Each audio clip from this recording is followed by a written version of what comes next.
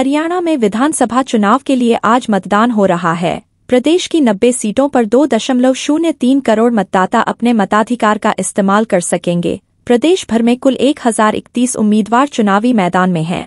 हरियाणा के नतीजे जम्मू कश्मीर के साथ ही 8 अक्टूबर को आएंगे।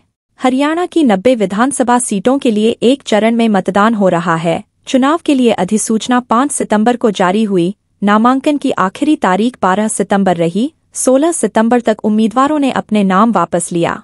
वहीं मतदान 5 अक्टूबर को कराया जा रहा है। नतीजे 8 अक्टूबर को घोषित किए जाएंगे।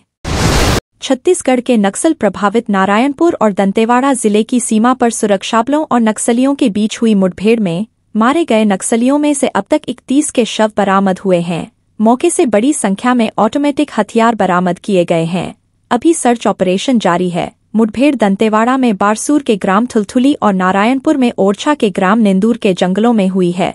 जानकारी के मुताबिक जवान नक्सलियों की मौजूदगी की सूचना वाली जगह पर पहुंचे तो नक्सलियों ने गोलीबारी शुरू कर दी। पुलिस अधिकारियों ने बताया कि घटना के बाद सुरक्षाबल के जवानों ने भी जवाबी कार्रवाई की। जवाबी कार्रवाई में 35 से ज्यादा नक्सलियों के मारे जाने की खबर है।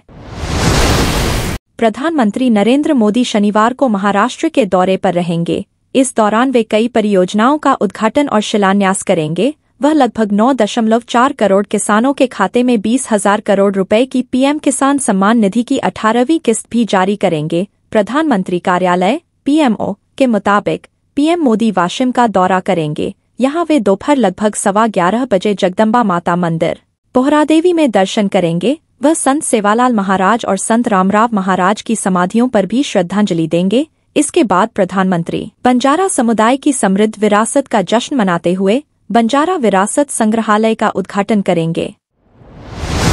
मुख्यमंत्री नीतीश कुमार की पार्टी की आज राज्य कार्यकारिणी की बैठक है। 2025 विधानसभा चुनाव को लेकर यह मीटिंग काफी अहम मानी जा रही है। राजनीतिक पंडितों का कहना है कि जनता दल यूनाइटेड में सब कुछ ठीक नहीं चल रहा है। पार्टी के अंदर गुटबाजी चल रही है। शीर्ष के कुछ नेताओं के बीच तनाव के है। सूत्र यह भी बता रहे हैं कि केंद्रीय मंत्री ललन सिंह इस बैठक में शामिल नहीं हो रहे। अब तक उनके पटना आने की जानकारी नहीं है। उनका विभागीय काम से बाहर रहेंगे। बताया जा रहा है कि पार्टी के अंदर की गतिविधियों के कारण ललन सिंह नाराज हैं।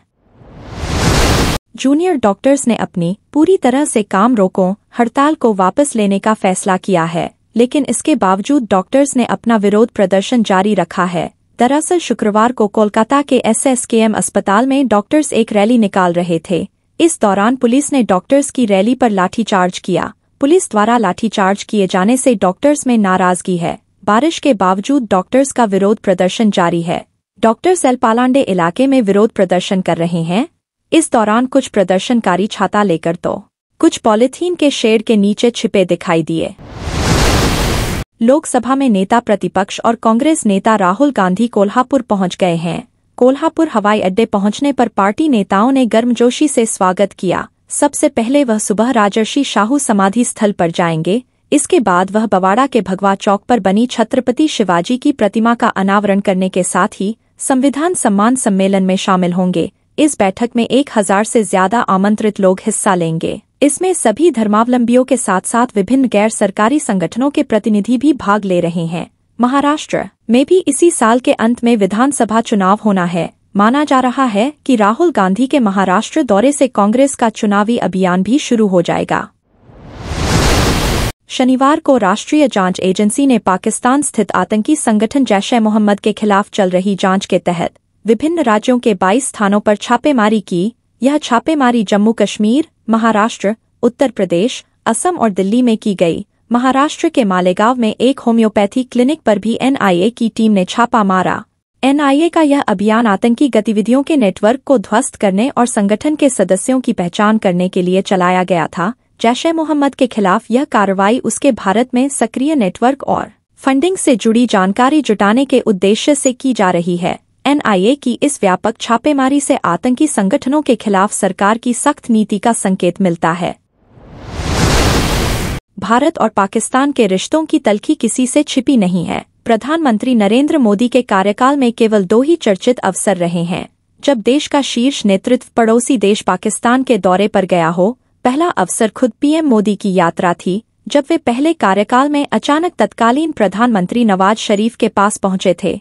इसके बाद तत्कालीन विदेश मंत्री सुषमा स्वराज ने पाकिस्तान दौरा किया था। दरअसल विदेश मंत्रालय के प्रवक्ता रणधीर जायसवाल ने शुक्रवार को बताया कि इस्लामाबाद में शंघाई सहयोग संगठन (SCO) की बैठक में भारत का प्रतिनिधित्व विदेश मंत्री जयशंकर करेंगे। पुष्टाहार वितरण में घोटाला सामने आने के बाद आंगनबाड़ी कार्यकर्ताओं ने अधिकारियों के खिलाफ मोर्चा खोल दिया है। CDPO, सुपरवाइजर समेत 17 आंगनबाड़ी कार्यकर्ताओं को निलंबित होने के बाद महिला आंगनबाड़ी संघ ने सिकंदरा स्मारक पर बैठक की। कहा कि अधिकारी कमीशन मांगते हैं, इसलिए पुष्टाहार बाजार में बिक रहा है। उन्होंने पुष्टाहार वितरण का बहिष्कार करने का ऐलान किया और तय किया कि शनिवार को कलेक्ट्रेट में DM को सच्चाई बताएंगी। पुष्टाहार में भ्रष्टाचार के मामले में 3 लोग जेल जा चुके हैं।